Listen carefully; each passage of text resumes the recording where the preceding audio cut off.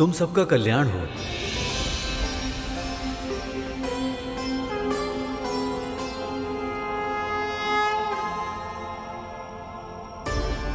गरुड़, चंद्रमा के बाद और सूर्य लोक से पहले और कौन से ग्रह आएंगे? पृथ्वी और सूर्य के बीच दो और ग्रह होते हैं। सबसे पहले आता है शुक्र, जिसका रंग श्वेत और ये उज्जवल स्वभाव का ग्रह है, परंतु ज्वालामुखियों से भरी इसकी सतह का तापमान बहुत। फिर इसके बाद आता है बुध ग्रह, जो सूर्य के सबसे निकट है। इसका रंग भूरा होता है, जो सूर्य के चारों ओर तीव्र गति से घूमता रहता है। इसकी कक्षा बहुत छोटी होती है। दिन में ऊष्मा और रात में शीत सबसे अधिक होती है। वाह गरुड़, तुम्हें ये सब कैसे पता? मेरी माँ ने सूर्यमंडल और अंतरिक्ष के बारे में बहुत कुछ बताया है मुझे। गरुड़, हमें भी ये दोनों ग्रह देखने हैं। हाँ गरुड़। नहीं तख्तू भैया, बिना किसी कारण के इन ग्रहों पर जाना और वहां की शांति भंग करना उचित नहीं है। हम दूर से ही इन ग्रहों को प्रणाम करके अपने मार्ग पर आगे बढ़ जाएंगे। और वैसे भी हमारी दोनों माएं हमारी प्रतीक्षा कर रही होंगी।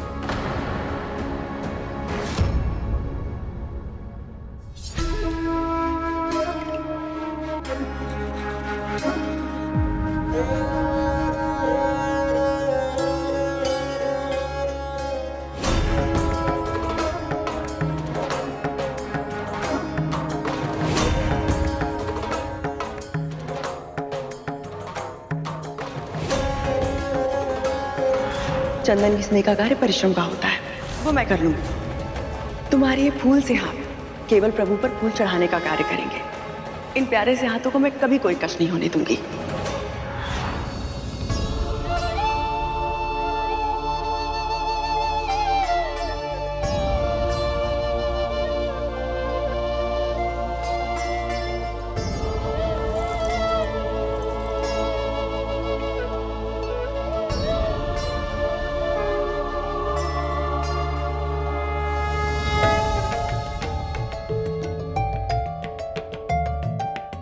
हे प्रभु, मैं जानती हूँ कद्रू दीदी ने सदैव मेरे पुत्रों का आहित ही किया है। अरुण के साथ जो हुआ उसका दायित्व मेरा था, पर फिर भी वो जीवित है। मेरे दोनों पुत्र आज तक सुरक्षित हैं तो केवल आपकी कृपा दृष्टि के कारण। पर प्रभु, मैं अपना धर्म नहीं छोड़ूंगी, इसलिए मेरे गरुड़ के साथ साथ नागों पर भी अपना आशीष बनाए रखेगा, सभी को सुरक्षित रखेगा प्रभु।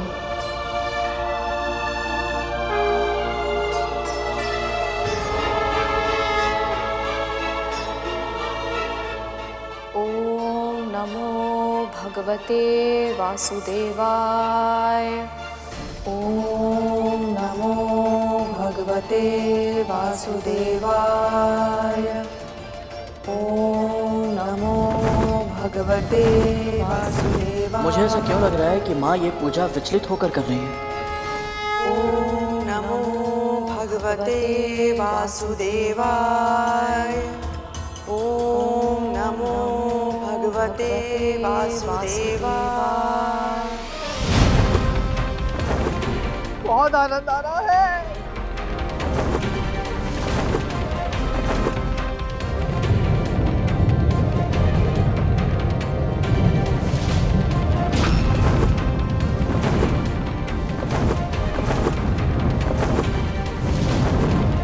गरुड़, संभाल के।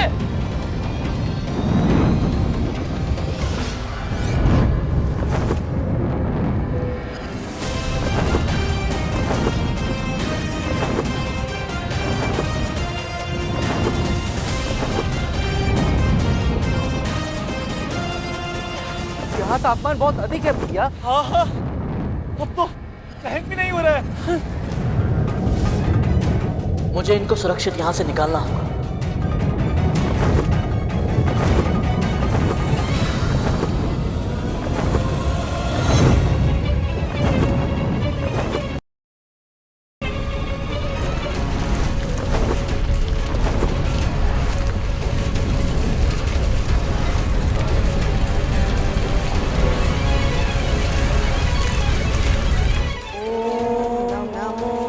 भगवते वासुदेवाय।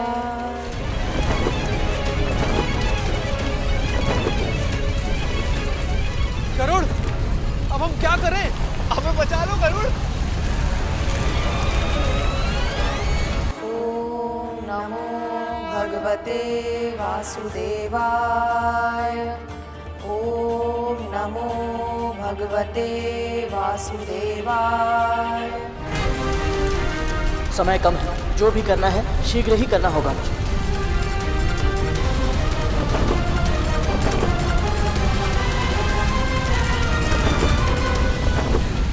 गरुड़ बचाओ हमें, गरुड़ बचा लो।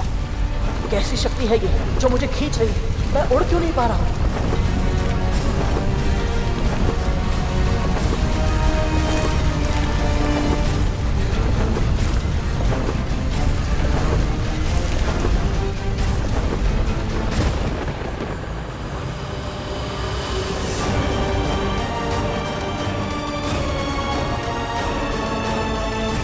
क्या हुआ विंता?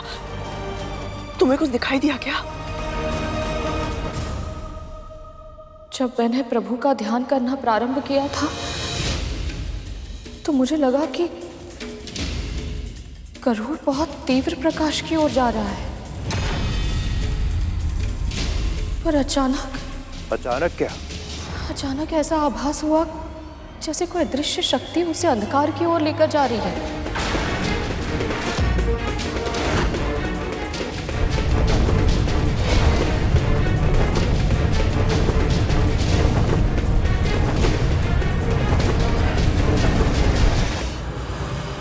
ऐसा घनघोर अंधकार जिसमें सूर्य का प्रकाश भी खो जाता है।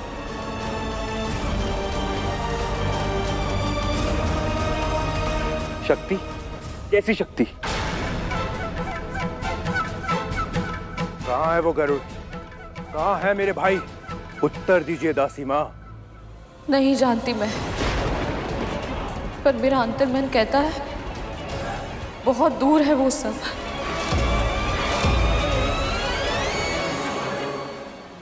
पृथ्वी से भी और सूर्यलोक से भी।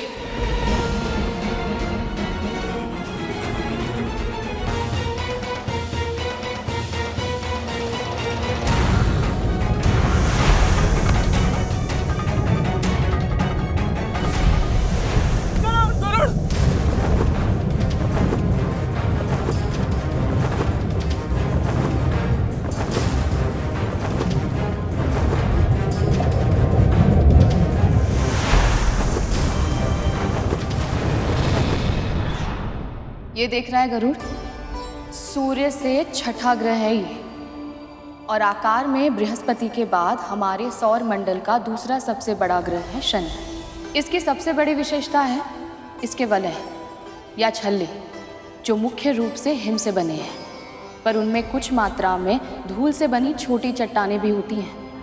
यदि मेरा अनुमान सही है तो ये शनि ग्रह है, पर वो तो पृथ्वी और सूर्य से बहुत अधिक दूर है। इसका अर्थ है कि हम सच में मार्ग भटककर बिल्कुल विपरीत दिशा में आ गए। माँ और बड़ी माँ दोनों प्रतीक्षा कर रही होंगी।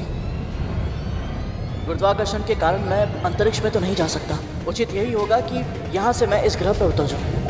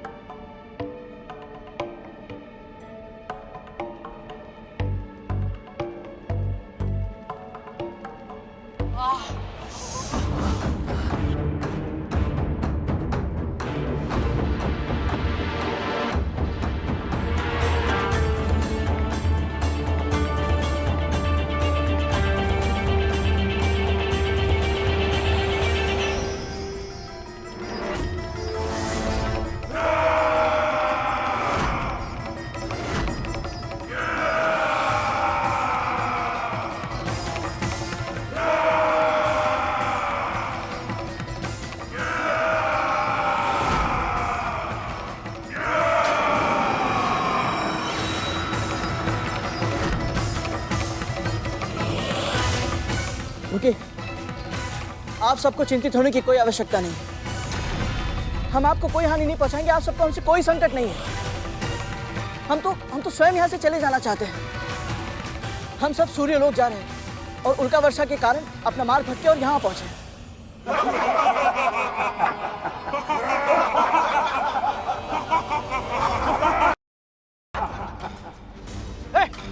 हंस क्यों रहे हो तुम? हमें मूर्ख समझा है क्या? कारण बताओ, नहीं तो फिर परिणाम के लिए तैयार हो जाओ।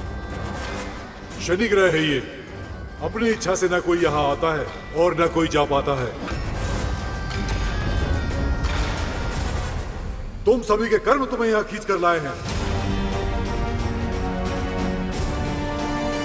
और जब तक इस ग्रह के स्वामी शनिदेव तुम्हें यहाँ से जाने की अनुमति नहीं देते, तुम सभी बंदी रहोगे।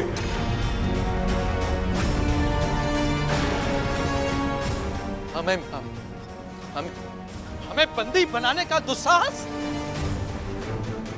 जानते भी हो हम कौन हैं? तख्तू भैया, धूमल भैया, शांत हो जाइए। युद्ध नहीं करना है हमें। नहीं गरुड़, भाइयों तैयार हो जाओ। इन मूर्ख सिपाहियों को और इनके स्वामी को पता चलना चाहिए कि हम कद्रू मां के पुत्र हैं। महाशक्तिशाली, महाबलशाली नाग हैं हम।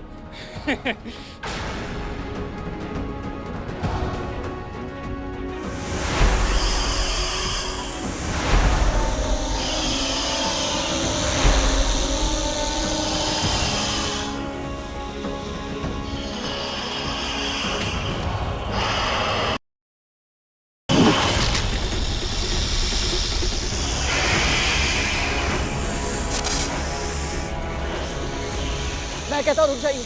तख्तू भैया, धूमल भैया, रुकिए।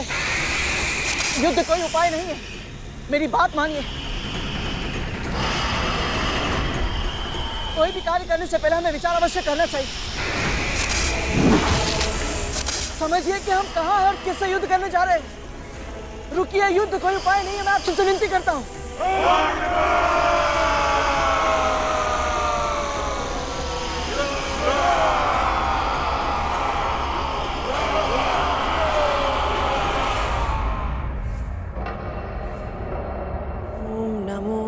भगवते वासुदेवाय। दीदी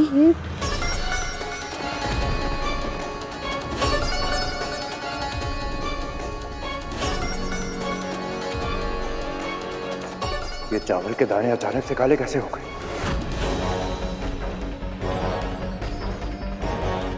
ऐसा तो तब होता है जब शनिदेव का प्रभाव हो।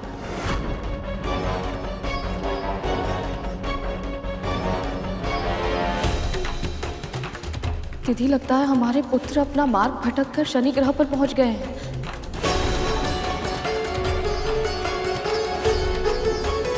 यदि शनिदेव की वक्र दृष्टि उन पर पड़ गई तो अनर्थ हो जाएगा।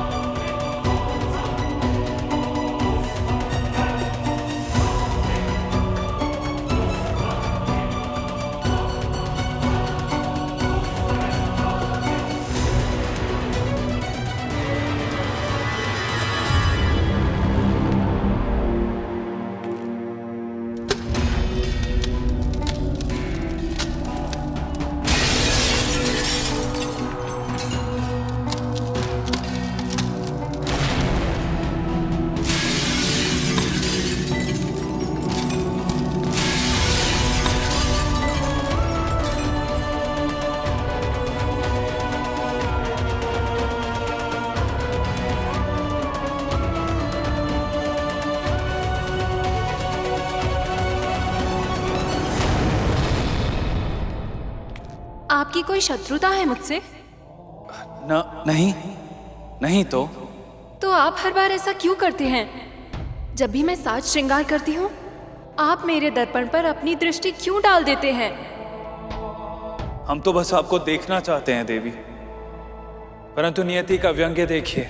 हम आपको प्रेम से निहारना तो दूर, आपको अपने नेत्र उठाकर एक पल देख भी नहीं सकते।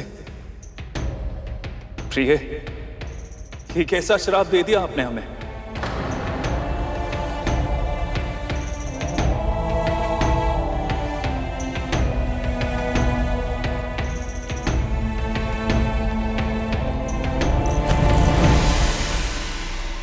आप मुझे देखना चाहते हैं और मैं भी तो यही चाहती हूं ना स्वामी। इस संसार की हर स्त्री यही चाहती है कि जब वो साज सज्जा करे तो उसका पुरुष उसे निहारे, अपनी प्रिया के काजल से सुसज्जित गहरी आंखों में डूब जाए, लाज स्वयं रंग बनकर उस स्त्री के गालों पर छा जाए, उसके अधरों की लाली चुंबन के माध्यम से उसके पुरुष के हृदय में सदा सदा के लिए अंकित हो जाए। मैं भी तो एक स्त्री हूं स्वामी, जो अपने पति से प्रशंसा के लिए तरस रही है। ये साज सज्जा, ये अलंकार, ये सब आपके लिए ही तो है। पर ये मेरे क्रोध और आपके कर्मों का फल ही है, जो हम अपनी छोटी सी इच्छा भी पूरी नहीं कर सकते। एक दूसरे की आंखों में एकटक देखते हुए प्रेम से निहार भी नहीं सकते। इस पूरे सृष्टि में ऐसा कोई नहीं है जो आपकी वक्र दृष्टि से भयभीत ना हुआ हो। स्वयं महादेव शिव शंकर भी। आपको स्मरण है ना कैसे उन्हें आपकी वक्र दृष्टि का प्रकोप सहना पड़ा था? प्रणाम महादेव।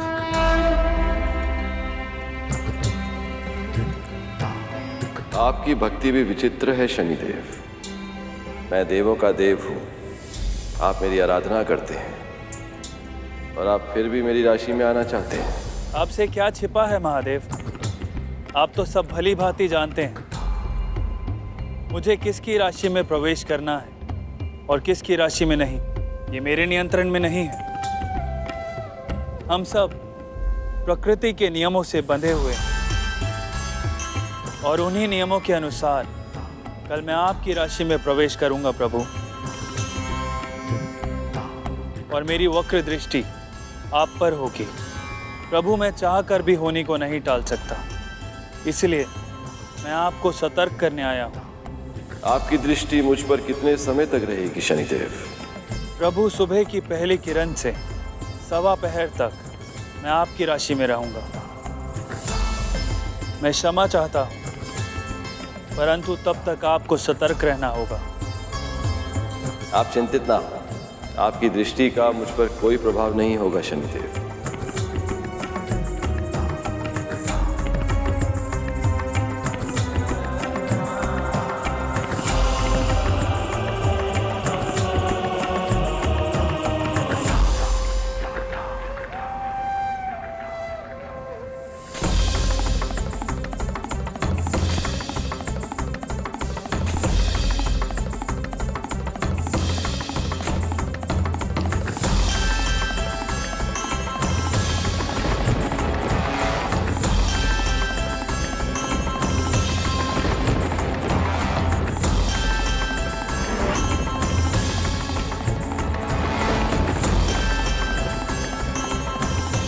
विशाल वृक्ष का ये कोटर अवश्य ही मुझे संभालेगा। सूर्य की किरणें भी इसमें प्रवेश नहीं कर सकती, तो मुझ पर शनिदेव की दृष्टि कैसे पड़ेगी?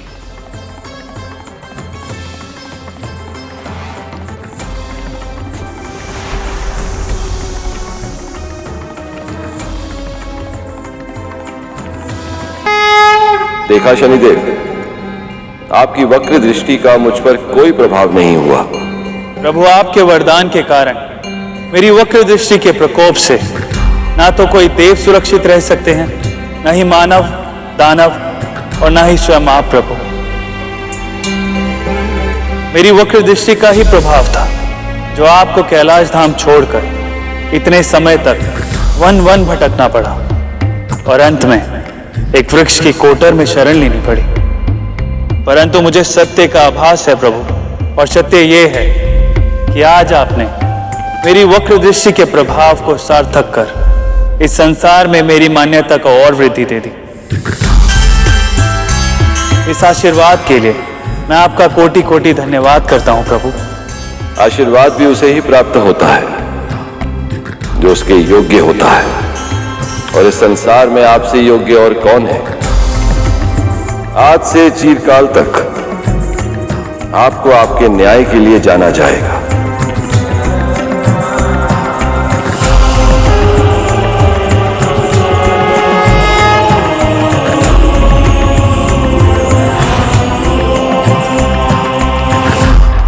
भगवान शिव का हमारी वक्र दृष्टि से सतर्क होकर छिपना महादेव की ही लीला है। भगवान शिव हमारे गुरुदेव हैं और वो ये भली भांति जानते हैं यदि एक गुरु ही शिष्य का सम्मान नहीं करेगा तो इस संसार में कोई उस शिष्य का सम्मान नहीं करेगा।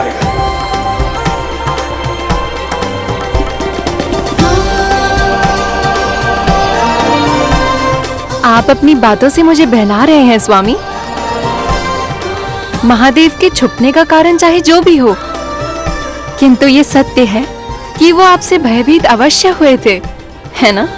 ये तो मैं नहीं जानता प्रिय, परंतु इस कथा के माध्यम से आपने हमें स्मरण करा दिया कि चाहे कितना भी कठिन क्यों ना हो, हमें अपनी दृष्टि सदैव नीचे ही रखनी होगी।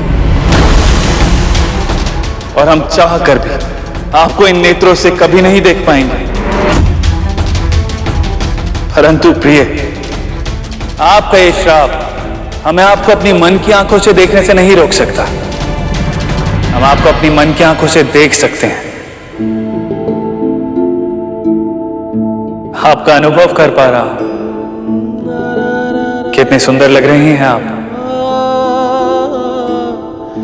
भोर की ओस की तरह शीतल, फिर भी प्रेम की ऊष्मा से भरपूर, देह को सुख का अनुभव कराने वाली वर्षा की तरह भावनाओं से ओतप्रोत।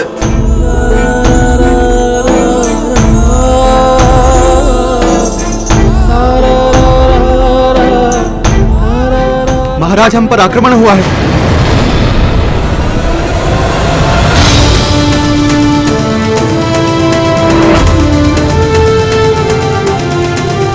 मेरी दृष्टि के प्रकोप से महादेव भी सतर्क होकर छिप जाते हैं, तो कौन है ये मूर्ख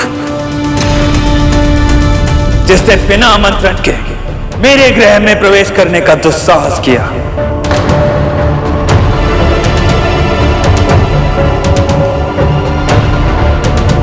हे महादेव, अब किसके जीवन पर इनकी वक्र दृष्टि का प्रकोप पड़ने वाला है? रुकिए, आप सब नहीं जानते आप लोग क्या कर रहे हैं। आप सबको इसका परिणाम नहीं पता है। युद्ध कोई उपाय नहीं है।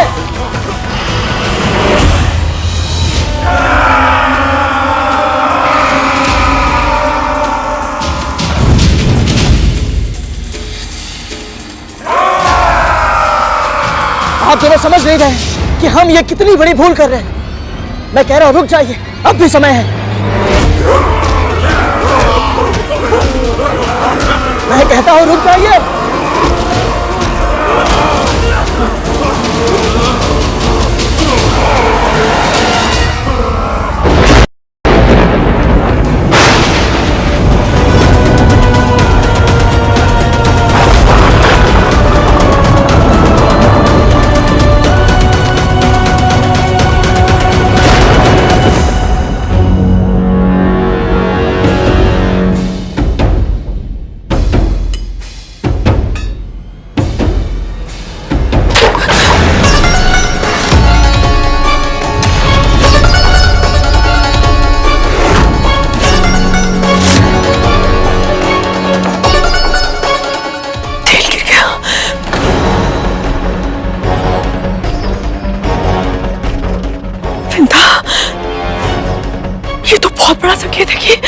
हमारे पुत्र शनिदेव के निकट ही हैं।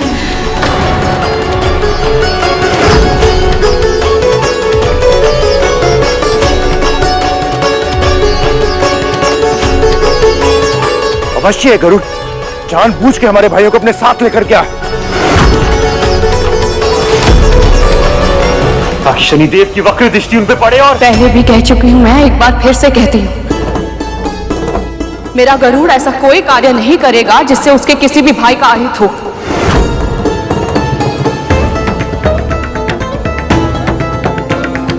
आपके पुत्रों को अपना दायित्व मानकर उनकी रक्षा करेगा। उन पर कोई भी संकट आने से पहले वो स्वयं उस संकट के सामने चट्टान की तरह खड़ा हो जाएगा, पर अपने भाइयों पर आज तक नहीं आने देगा।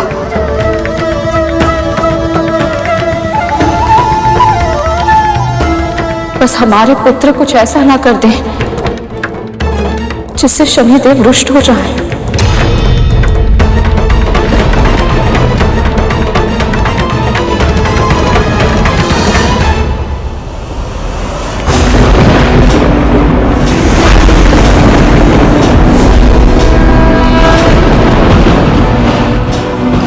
जिसने भी मेरी आज्ञा के बिना यहाँ आने का दुस्साहस किया है उसे इसका दंड भुगतना पड़ेगा।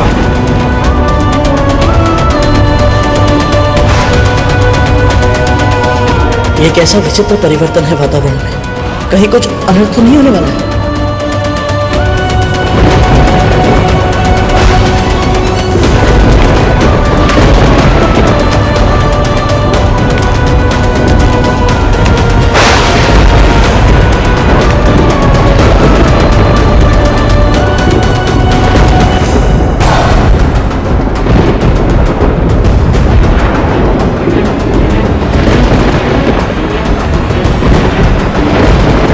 वातावरण बदल रहा है, क्या ये किसी अनिष्ट का सूचक है?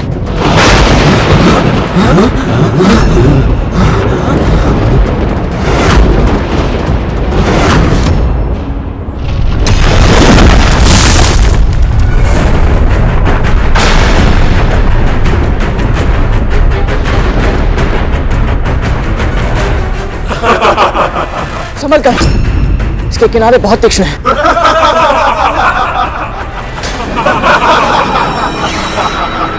कहा था ना मैंने, जब तक शनि महाराज नहीं चाहेंगे तुम सब यहां से जाने के बारे में सोच भी नहीं सकते।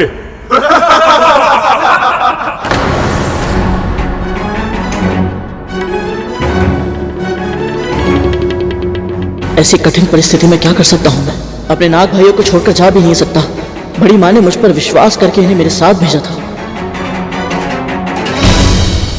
बंदी बन गए हम सब, पर मैं इस कारागार में नहीं रह सकता। मुझे घर जाना है।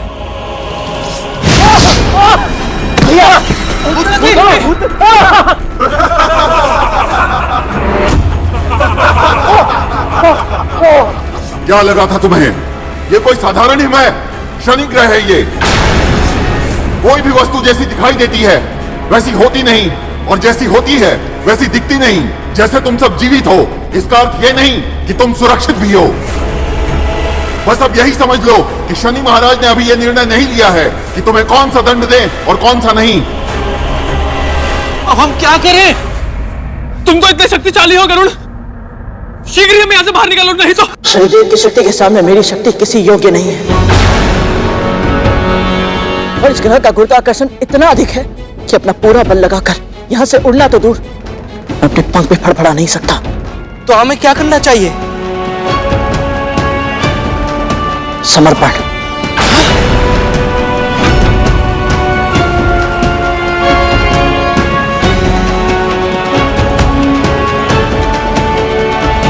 और प्रार्थना भी कि शनिदेव की वक्र दृष्टि हम पर ना पड़े। पर गरुड़, तुमने असुर सेना, महाराज बलि किसी के सामने घुटने नहीं टेके, तो फिर आज शनि महाराज के आने से पहले ही तुम क्यों?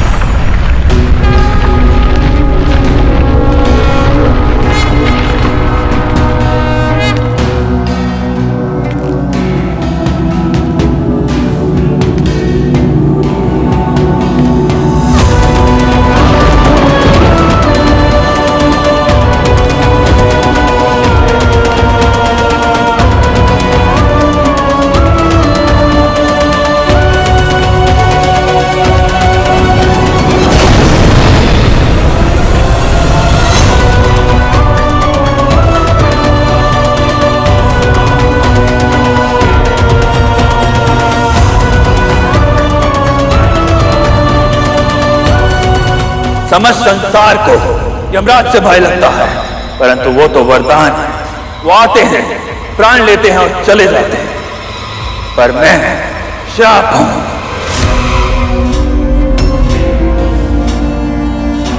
मैं जीवन का अंत नहीं करता, परंतु जीवन को मृत्यु से भी भयानक बना देता हूं। मेरी दृष्टि से कोई नहीं बच सकता, और जिस पर भी मेरी वक्र दृष्टि पड़ जाती है उसका संपूर्ण विनाश होना निश्चित है।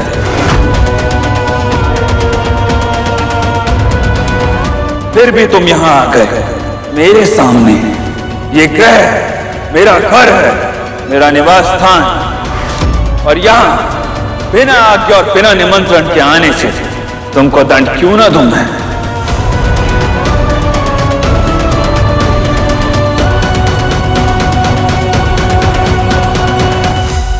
तेरा चौथा संस्कार है दृष्टि नीचे रखना। दृष्टि नीचे रखना? विनम्र रहना, तभी तो तू सुपात्र बन पाएगा। स्मरण रखना गुरु, विनम्रता से झुका हुआ शीश ही पूजनीय होता है। मां, किंतु झुका हुआ शीश तो दुर्बलता की निशानी होती है। और अहंकार पतन का कारण होता है। अपने चारों ओर देख कर कुछ वृक्ष अहंकार से तने खड़े हैं, किंतु कुछ वृक्ष स्वाभिमान और विनम्रता का संतुलन स्थापित कर वायु के साथ झूल रहे हैं। जब आंधी आएगी तो तने हुए शीश वाले वृक्ष धूल में मिल जाएंगे, परंतु अपने लचीलेपन के कारण विनम्र वृक्ष वायु के वेग के साथ झुक जाएंगे और आंधी बीत जाने पर फिर से खड़े हो जाएंगे। तुम सबको किसने भेजा है यहाँ और किस कारण से आए हो?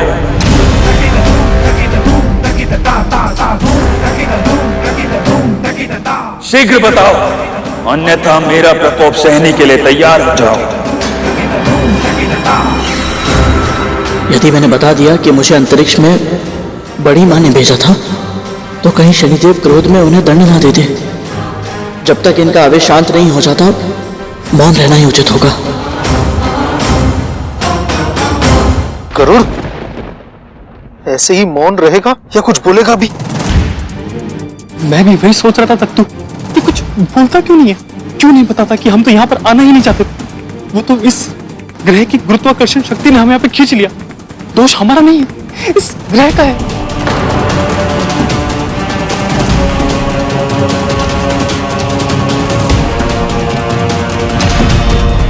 ये सब तो नाग है, उड़ नहीं सकते, तो तुम ही हो जो इन सबको यहां लेकर आए हैं। और यहां जो कुछ भी हुआ उसका दायित्व तुम्हारा है। यदि इसी क्षण तुमने मुझे सत्य नहीं बताया तो मैं तुम पर अपनी वक्र दृष्टि डालने के लिए विवश हो जाऊंगा।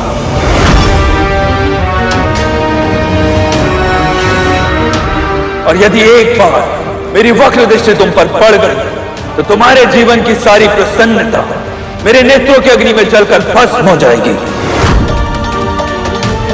और फिर कभी तुम अपने किसी भी उद्देश्य को पा नहीं पाओगे और कभी भी किसी भी कार्य में सफल नहीं हो पाओगे।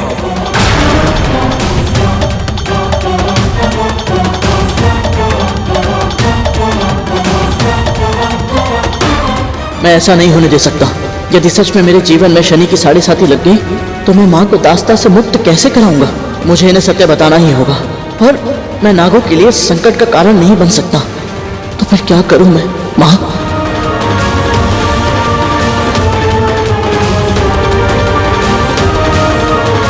घबराओ मत पुत्र।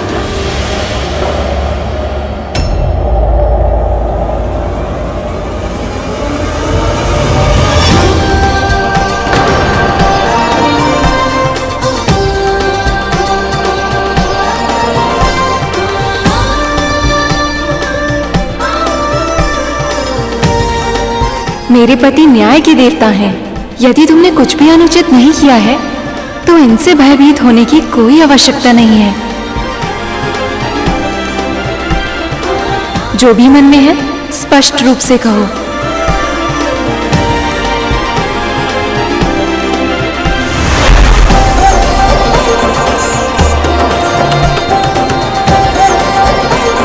सत्य कह रही हैं देवी, यदि तुम मेरे क्रोध की ज्वाला को फिर से प्रज्वलित नहीं करना चाहते तो यही समय है, स्पष्ट बोलो और सत्य बोलो।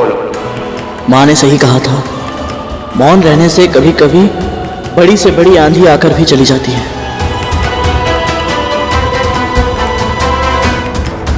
शनिदेव और देवी धामिनी को महर्षि कश्यप और मां विंता के पुत्र गरुड़ का सादर प्रणाम। सत्य यह है कि मैं अपनी बड़ी मां के आदेशों का पालन करते हुए अपने नाग भाइयों को सूर्यलोक लेकर जा रहा था, परंतु उल्का पिंडों की वर्षा के कारण हम अपना पथ भटक कर यहां आ पहुंचे। आपके सैनिकों ने हमें शत्रु समझा और हमें बंदी बनाने का प्रयास किया, और मेरे नाग भाइयों ने भी अपने स्वभाव अनुसार इनका विरोध किया, और यह युद्ध कब आरंभ हो गया पता ही नहीं चला। परंतु शनिदेव, मेरे और मेरे भाइयों के मन में इस ग्रह के निवासियों के लिए कोई दुर्भावना नहीं है, बल्कि मुझे तो ऐसा लगता है कि अवश्य ही मैंने कोई शुभ कार्य किए होंगे कि मुझे आपके दर्शन करने का अवसर प्राप्त हुआ। मैं धन्य हुआ देव। मेरे दर्शन करना तो दूर, समस्त संसार मेरी छाया से भी परे रहना चाहता है, और तुमने कहा तुम्हें हमारे दर्शन करके अच्छा लगा। यदि तुम हमसे भेंट करके इतने ही प्रसन्न हो तो अभी तक मौन क्यों थे? मैं मानता हूं शनिदेव कि आपके विश्राम में बाधा डालने के बाद, आपके हाथ में त्रिशूल देखने के बाद मैं कुछ समय के लिए भयभीत अवश्य हो गया था, परंतु आपके विषय में मेरी मां ने मुझे जो कुछ बताया है उसका स्मरण करने के बाद आप मेरे लिए भय का कारण नहीं, वंदनीय है। शनिदेव, मेरी ही तरह आपने भी अपने जन्म से पहले अपनी मां की पीड़ा को न केवल पहचाना बल्कि उसे सहन भी किया। तो भला दूसरों की पीड़ा को अपनी समझकर सहन करने वाले आप किसी और के लिए भय का कारण कैसे हो सकते हैं? मेरी मां की तरह आपकी मां को भी उनके अपनों ने बहुत पीड़ा पहुंचाई है, पर फिर भी ना तो वो धर्म के मार्ग से हटी और ना ही आप। सत्य तो ये है कि बचपन में अनेक कष्ट सहने के बाद जीवन में उन्नति पाने के लिए आपने बहुत कठिन तपस्या की शनिदेव, तब जाकर आपको न्यायाधीश का पद प्राप्त हुआ। इसलिए हर मात्र भक्त को आपका अनुकरण करना ही चाहिए। यदि तुम्हें लग रहा है कि हमारी प्रशंसा करके तुम और तुम्हारे सभी नाग भाई हमारे प्रकोप से बच सकते हैं तो ये तुम्हारी भूल है।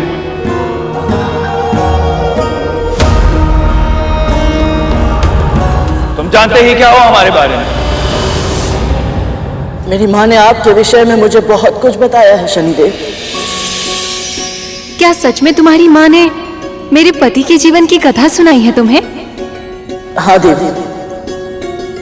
तो फिर मैं वो पूरी कथा जानना चाहूंगी, क्या तुम मुझे बताओगे? शनिदेव के सामने इनकी स्तुति करना, इससे बड़ा सौभाग्य मिले और क्या हो सकता है? अवश्य। यदि तुम्हें लग रहा है कि मेरी पत्नी ने तुम्हें यहां से सुरक्षित निकलने का मार्ग सुझा दिया तो ध्यान रहे, मैं न्यायाधीश हूं और मेरी ये प्रशंसा मुझे न्याय करने से नहीं रोक सकती।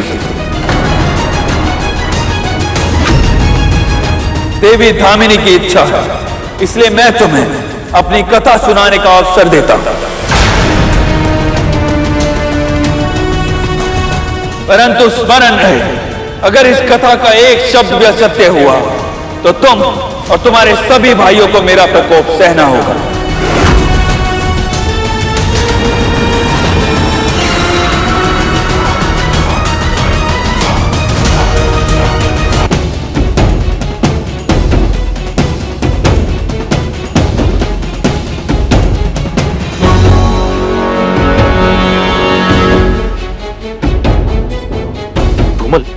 यदि इससे कथा सुनाने में भूल हो गई और शनि देव की दृष्टि इस पर पड़ गई तो इसकी तो 7.5 ही लग जाएगी।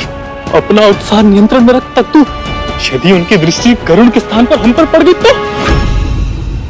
मैं नहीं जानता कि मैं अपने भाइयों को यहाँ से सुरक्षित कैसे ले जा पाऊंगा, पर अभी मुझे उस बारे में सोचना भी नहीं चाहिए, क्योंकि माँ कहती है कोई भी कार्य एकाग्रता के साथ करना चाहिए। इधर उधर की बातों में मन को भटकने नहीं देना चाहिए। हे प्रभु, मेरा साथ दीजिएगा।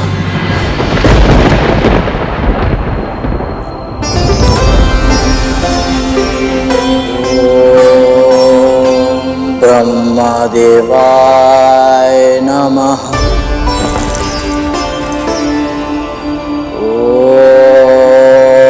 ओम लक्ष्मी नारायणाय नमः। ओम उमा महेश्वराभ्याम नमः। आज तुझे जो कथा सुनाऊंगी उसका महत्व अब तक की सभी कथाओं से अधिक है, क्योंकि ये कथा है न्याय को तरसते एक ऐसे बालक के जीवन की जो आगे चलकर न्याय का देवता बना। ये कथा है शनिदेव की।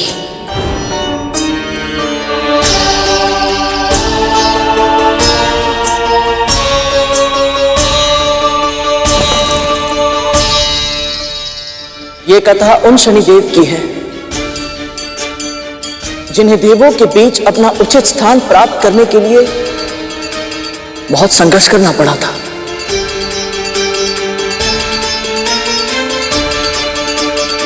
सूर्य ने त्यागा जिस पत्नी को, पुत्र रूप में उसके गर्भ में आए। शनि देव के ताप तेज को उनके पिता भी जान न पाए। ये क्या कह रहा है गरुड़? ऐसे कटु वचन निकालेगा तो शनिदेव की वक्र दृष्टि आज निश्चित हमारा भाग्य बन जाएगी। सूर्य देव का विवाह हुआ था विश्वकर्मा की पुत्री संज्ञा से। 3 संतानों का जन्म हुआ था इसी दैवीय योग से। पहले पुत्र वैवस्वत मनु, दूसरे यम और तीसरी यमुना कहलाई। कालांतर में बनी नदी और अद्भुत उन्होंने कीर्ति पाई।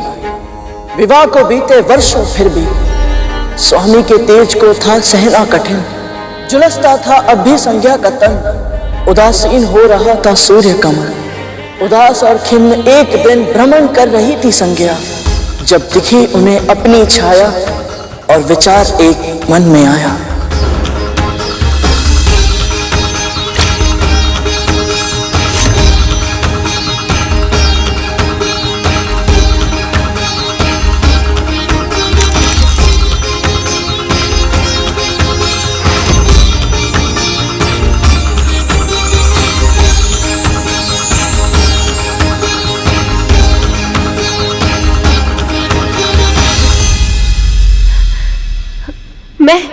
मैं स्त्री बन गई। आपने मेरी रचना की है। आज आपने एक छाया को काया दी है। ये मेरा बहुत बड़ा सौभाग्य है। मैं कृतज्ञ हो गई देवी संज्ञा। ये कृतज्ञता तुम्हें अपने कर्मों में दिखानी होगी। जिस जीवन को तुम अपना सौभाग्य मान रही हो वो मेरा उपकार है और तुम्हें उसका ऋण चुकाना होगा। तुम मेरी छाया हो, मेरे हर आदेश का पालन करना होगा तुम्हें। मुझे स्वीकार है देवी।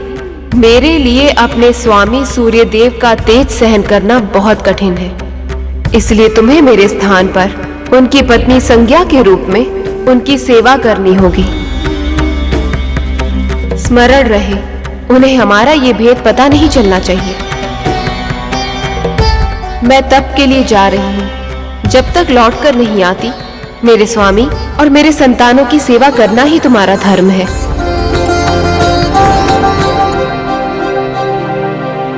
थी संज्ञा छाया जैसे बहने हो दो, सब कार्य साथ में करती थी। हर क्षण साथ में रहती, जीवन जीती और साथ में हंसती थी। छाया थी निर्दोष और सौम्य।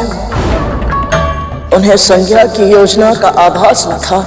स्नेह संबंध नहीं, बस स्वार्थ का नाता है, ऐसा उनको विश्वास न था।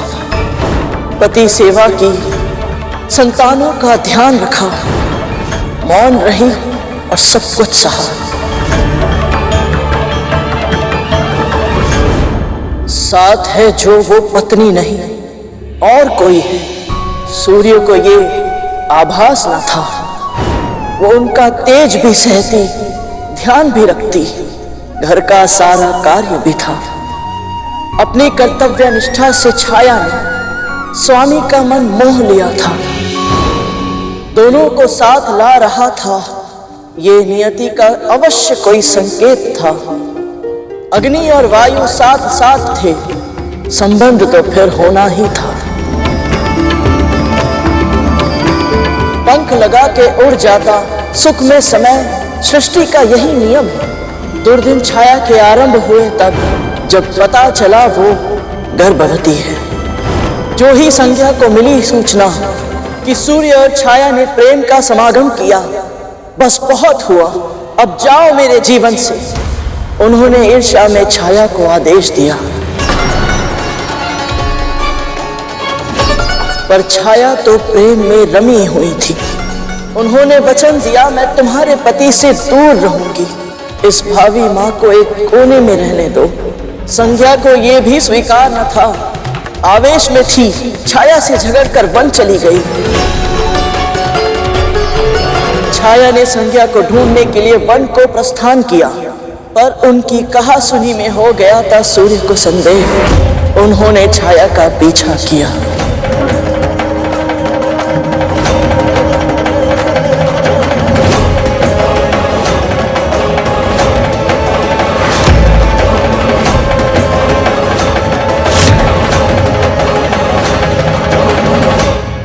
देवी,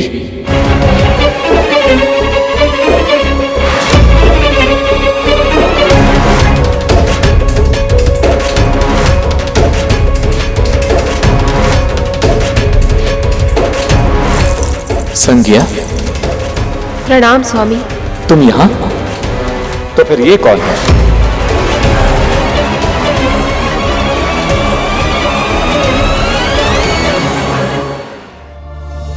छाया है, तुम्हारी छाया।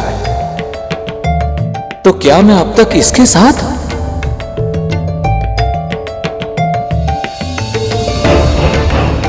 परंतु तुम इस निर्जन स्थान पर क्या कर रही हो प्रिय? आओ मेरे साथ सूर्यलोक लौट चलो। मैं केवल तुमसे प्रेम करता हूं प्रिय। तुम्हारी छाया का मेरे लिए कोई महत्व नहीं है।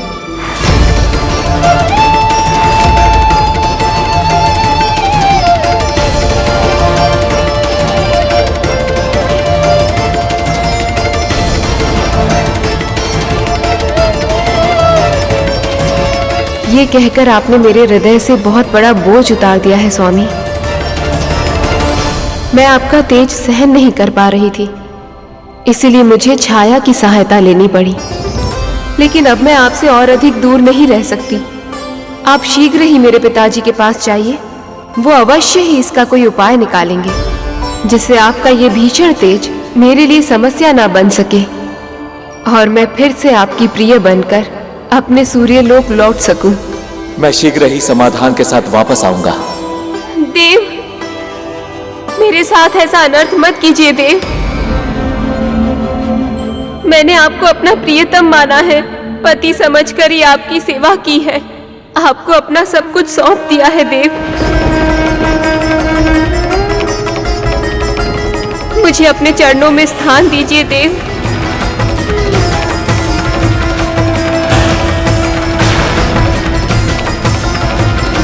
आपकी विरह के क्षण अब और शेष नहीं है देवी संज्ञा। ये विरह के क्षण शीघ्र ही समाप्त होंगे, ये मेरा वचन है।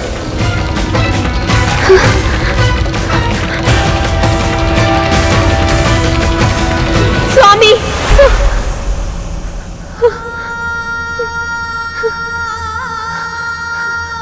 अब आप ही मेरी सहायता कीजिए देवी संज्ञा। आप ही कहिए न स्वामी से ऐसे मेरा तिरस्कार ना करें, अपना ले मुझे। मेरे मन की पीड़ा को आपसे अधिक और कौन समझेगा। आप मेरी बड़ी बहन जैसी हैं। बहन? कौन सी बड़ी बहन? कैसी बड़ी बहन? नाता जोड़कर मुझसे मेरा अधिकार छीनना चाहती हो? तुम केवल एक दासी हो, एक सेविका बनकर मेरी अनुपस्थिति में तुमने उनकी सेवा की है, परंतु अब मैं लौटने वाली हूँ। स्वामी का हृदय केवल मेरा है। जितना शीघ्र तुम अपना स्थान पहचान लो, तुम्हारे लिए उतना ही उत्तम होगा। कार्य दासी के और स्वप्न महारानी के।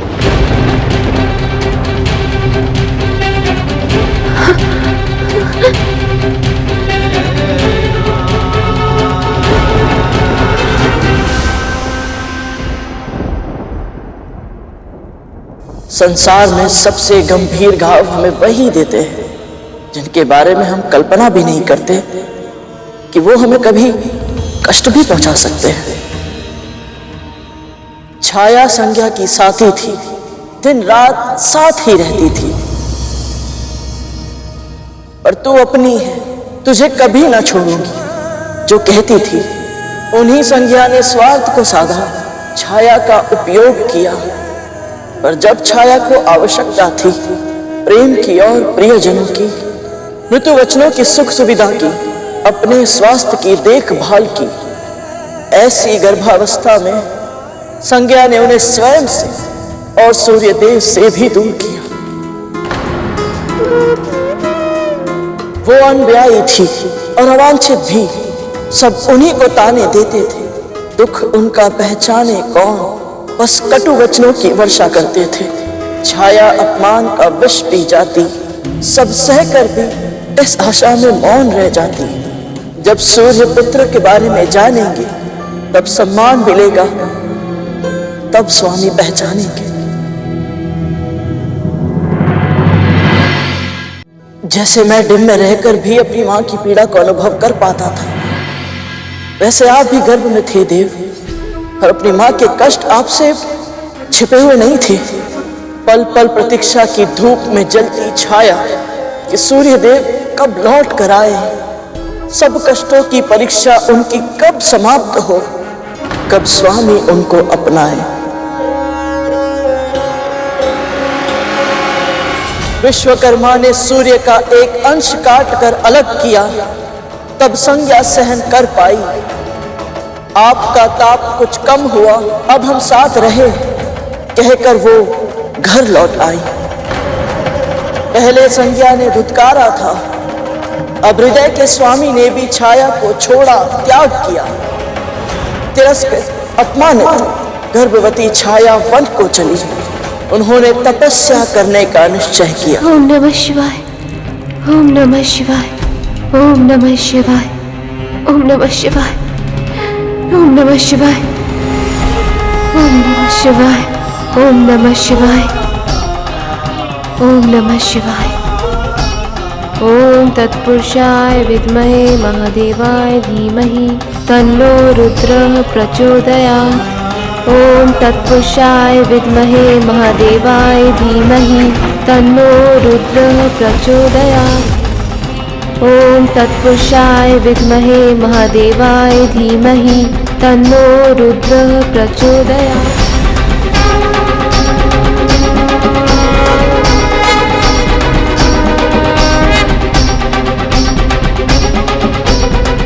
आपका उद्देश्य पूर्ण हुआ देवी।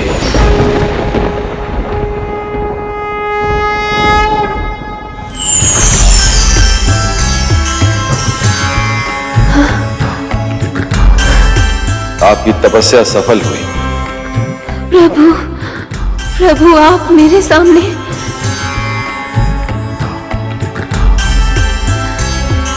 गर्भवती स्त्री के लिए संसार में सबसे महत्वपूर्ण होता है उसके गर्भ में पोषण पा रही संतान। मैं आपको वरदान देता हूं देवी, आपका पुत्र आपके कुल का नाम और भी ऊंचा करेगा,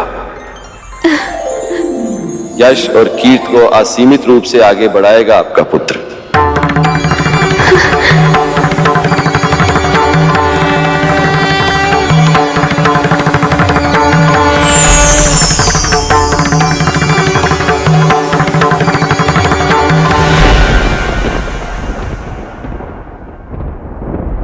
स्त्री के जीवन में चाहे कितने भी कष्ट क्यों ना हो, उनके प्रथम संतान के जन्म लेने के बाद वो सारे कष्ट सारी विपदाएं, पीड़ाएं, ताने, अपमान, सभी दुख समाप्त हो जाते हैं। पर ये सुख ना मेरी मां को मिला, ना आपकी मां को मिला देव।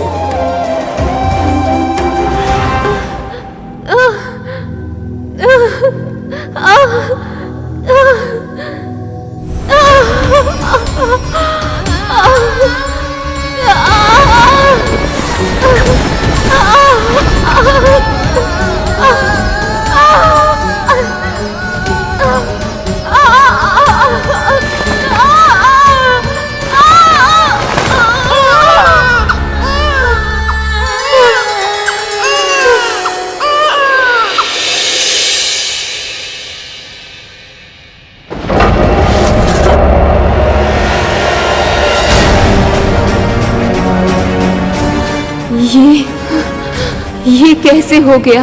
सूर्य देव तो संसार को प्रकाश का उपहार देते हैं और उनका अपना पुत्र अंधकार से भी अधिक गहरा। कैसे? क्या वो इसे अपनाएंगे?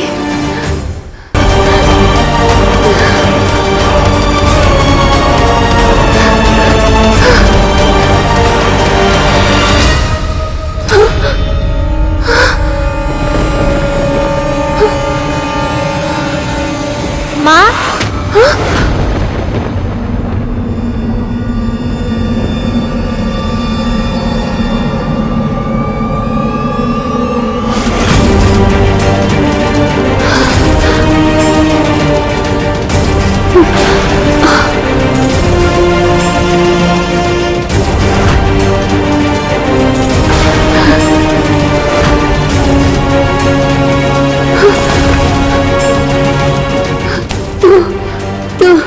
इतनी शीघ्र, इतना बड़ा, कैसे?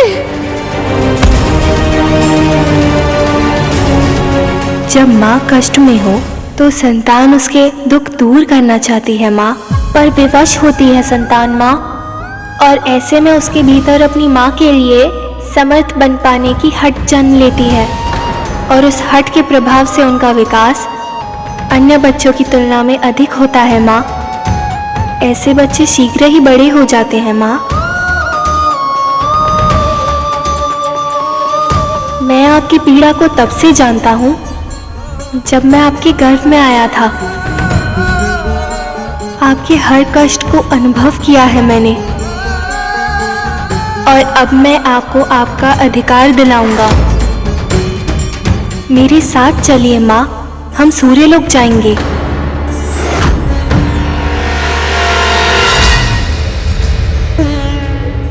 हर पुत्र यही चाहता है कि वो अपनी माँ के आंसुओं को पोंछ पाए, उनकी हर पीड़ा, हर कष्ट को समाप्त कर पाए, उन्हें वो सम्मान दिला पाए जिसके वो योग्य है। माँ के चरणों में पुत्रों का स्वर्ग होता है, और ये बात आपसे अधिक और कौन समझ सकता है देव। सत्य का प्रकाश अपने भीतर भरकर आप अपने पिता से मिलने गए, और वहां जो हुआ वो आपकी कल्पना से परे था।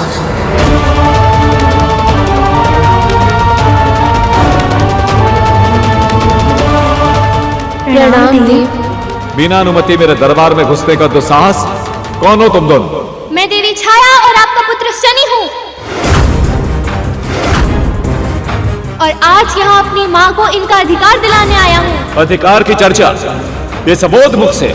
भूल तुम्हारी नहीं, तुम्हारी माता की। जब तुम्हें अपना उचित स्थान स्मरण नहीं रहा तो अपने बालक को क्या सिखाओगे? तुम्हारी रचना एक विशेष उद्देश्य के लिए की गई थी।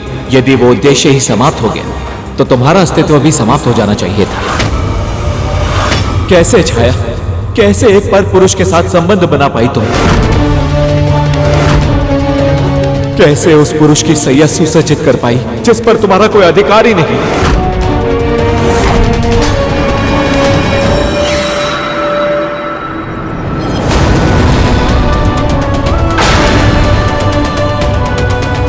ये क्या कर रहा है गरुड़? शनिदेव के समक्ष ही उनके अपमान की कथा सुना रहा है। अब गरुड़ को इनकी वक्र दृष्टि से कोई नहीं बचा सकता।